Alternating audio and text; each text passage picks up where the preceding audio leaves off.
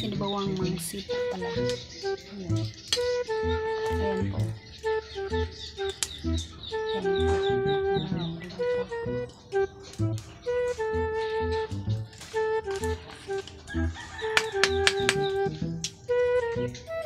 Tsaka kinilaw po. Kinilaw si mamaya po. Sarap kong kain namin mamaya. Kasi po, Bisaya lang tayo dito.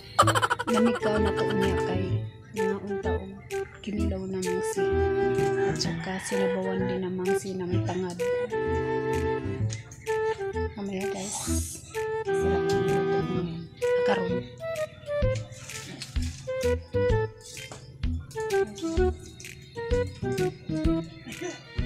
Ang aga ko nagising.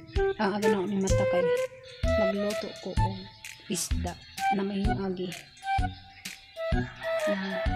na maligyan luto ng palit-palit ko magsig among kilaw na at saka magsabaw din po ako. Yan, nahilo ako tuyok na din ako ay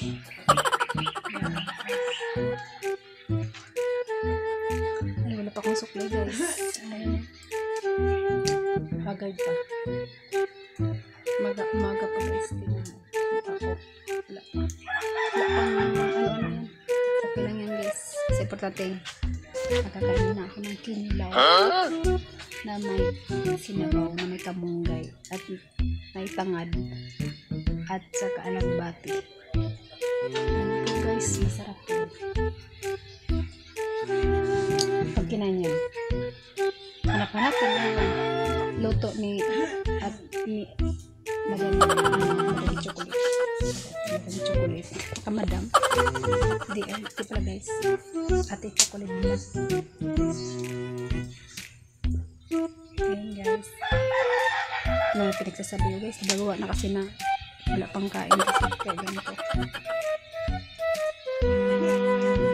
Ako nagising guys pero mas 8 na. May pang nakaluto. Tagal kasi dumating yung lagyan ng isda. Lagyan ng isda guys. At ano na rin mga 7 kapil na rin dumating. Chika-chika muna.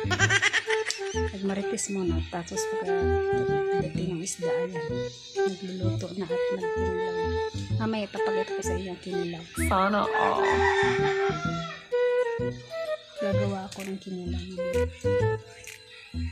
Ngayon dito guys.